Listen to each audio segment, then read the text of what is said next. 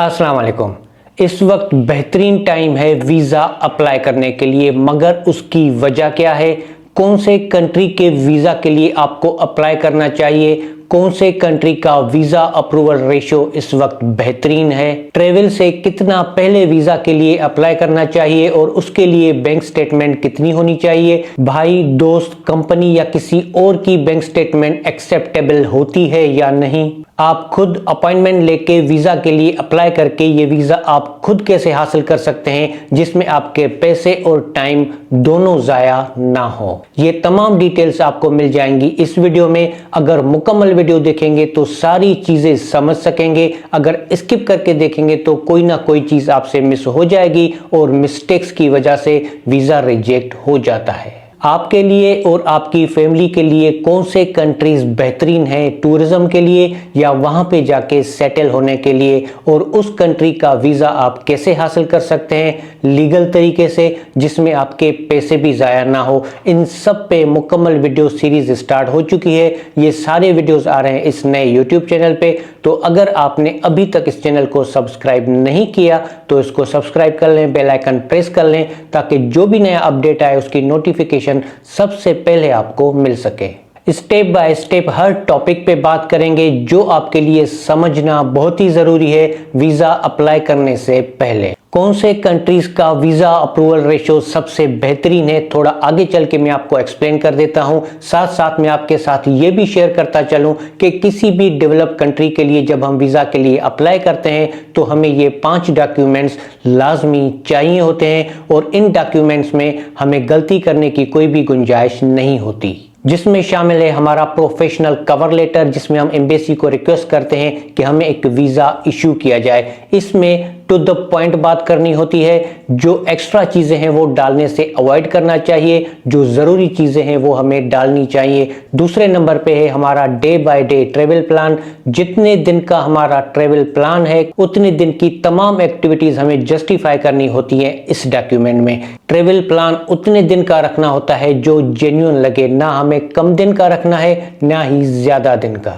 तीसरे नंबर पे है ट्रेवल हिस्ट्री डॉक्यूमेंट। अगर किसी ने कोई कंट्री विजिट किया है तो इस डॉक्यूमेंट में अच्छे तरीके से जस्टिफाई कर सकता है। अगर किसी की ट्रेवल हिस्ट्री नहीं है तो फिर ये डॉक्यूमेंट स्किप हो जाएगा। किसी भी कंट्री के वीजा के लिए अप्लाई करने के लिए ट्रेवल हिस्ट्री का होना लाजमी नहीं होता। ये माइंड में रखें कि यहाँ पे गलती की कोई भी गुंजाइश नहीं होती। वो लोग जिनको नहीं पता कि ये 3 डॉक्यूमेंट्स कैसे बनते हैं या वो लोग जो ज्यादा चार्जेस अफोर्ड नहीं कर सकते, उनको ये 3 डॉक्यूमेंट्स और इसके अलावा होटल बुकिंग और फ्लाइट रिजर्वेशन, ये 5 डॉक्यूमेंट्स मेरी टीम भी बना के दे सकती है। इस पे हमने बहुत ही कम चार्जेस रखे हैं जो हर कोई अफोर्ड कर सके।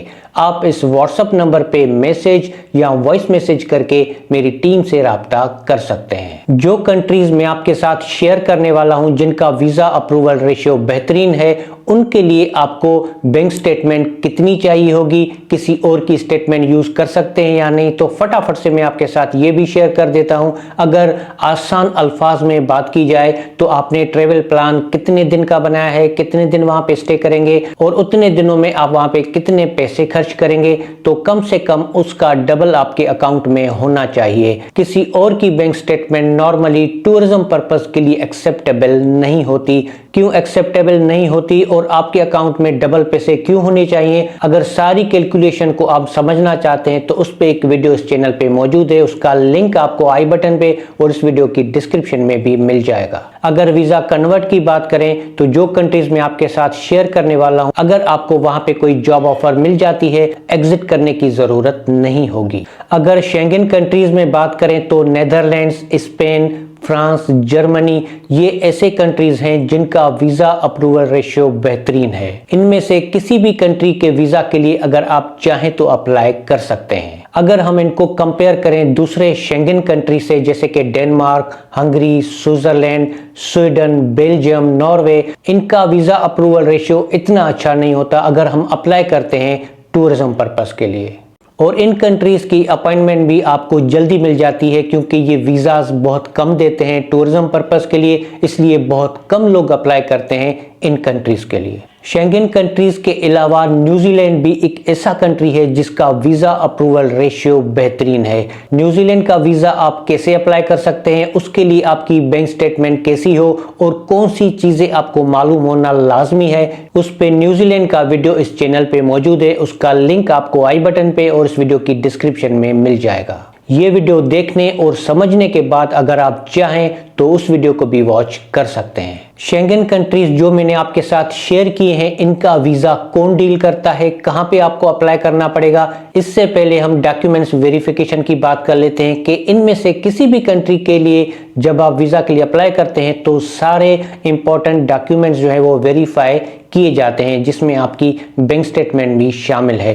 तो हमेशा आप अपने जेन्युइन डॉक्यूमेंट्स यूज करें। अगर कोई गलत डॉक्यूमेंट यूज करता है तो उससे वीजा तो रिजेक्ट होता ही है, मगर उस पे 5 साल 10 साल या लाइफ टाइम का बैन भी लग सकता है। और खुदा न खास्ता अगर किसी का वीजा रिजेक्ट होता है या बैन लगता है तो ये डेटा तमाम शेंगन कंट्रीज, इसके अलावा New Zealand, Australia, UK, USA, Canada, इन सब के साथ ये डेटा शेयर हो जाता है। अगर नेदरलैंड्स के वीजा के लिए अप्लाई करते हैं तो उसका वीजा वीएफएस ग्लोबल डील करता है। उसकी तमाम डिटेल्स आपको नेदरलैंड के वीडियो में भी मिल जाएगी, जिसका लिंक आपको आई बटन पे या इस वीडियो की डिस्क्रिप्शन में भी मिल जाएगा। अगर स्पेन के वीजा की बात करें तो स्पेन का वीजा बीएलएस वीजा सेंटर वाले डील करते हैं, अपॉइंटमेंट भी वहां से मिलती है। उस पे भी एक मुकम्मल वीडियो इस चैनल पे मौजूद है, लिंक आपको इस वीडियो की डिस्क्रिप्शन में मिल जाएगा अगर आप स्पेन के वीजा के लिए अप्लाई करते हैं। इसी तरीके से फ्रांस का वीजा अप्रूवल रेशियो भी बेहतरीन है, उसका वीजा एईजी वीजा सेंटर वाले डील करते हैं, तो उसका वीडियो भी आपको इस चैनल पे मिल जाएगा, लिंक आपको इस वीडियो की डिस्क्रिप्शन में मिल जाएगा। ये वक्त बेहतरीन क्यों है वीजा अप्लाई करने के लिए, उसकी वजह है जून जुलाई। नॉर्मली जून जुलाई हॉलीडेज का सीजन होता है और इसमें नॉर्मली लोग ट्रेवल करते हैं। अगर कोई फैमिली के साथ ट्रेवल करता है तो बच्चों की भी छुट्टियां होती हैं जून जुलाई में, और ये चीजें एम्बेसी वाले भी अच्छी तरह जानते हैं। नॉर्मली 3 से 4 महीने एडवांस में हमें अप्लाई करना चाहिए। कुछ कंट्रीज का वीजा प्रोसेस टाइम ज्यादा होता है, कुछ का कम होता है। नॉर्मली 6 महीने एडवांस में हम वीजा के लिए अप्लाई कर सकते हैं, शेंगन कंट्रीज के लिए या किसी भी बड़े कंट्री के लिए। किसी भी कंट्री का वीजा अप्रूवल रेशियो कितना ही बेहतरीन क्यों ना हो, मगर हमें अपनी वीजा एप्लीकेशन कंप्लीट करनी होती है। हमें अपनी तरफ से अपनी वीजा एप्लीकेशन स्ट्रांग रखनी होती है, क्योंकि हमें प्रूव करना होता है कि हम जेन्युइन ट्रेवलर हैं। और वीजा अप्रूवल का डिसीजन डिपेंड करता है कि हमारी बैंक स्टेटमेंट कितनी है, हमारे अपने कंट्री के साथ टाइज कितने स्ट्रांग हैं। अगर जॉब करते हैं तो जॉब प्रोफाइल कितनी स्ट्रांग है, बिजनेस करते हैं तो बिजनेस प्रोफाइल कितनी स्ट्रांग है। यानी कि हमें यह प्रूव करना होता है कि हम टूरिज्म पर्पस के लिए जाएंगे और अपना ट्रिप खत्म करके वापस आएंगे। फिर ये तमाम चीजें देखने के बाद वीजा ऑफिसर डिसीजन लेता है।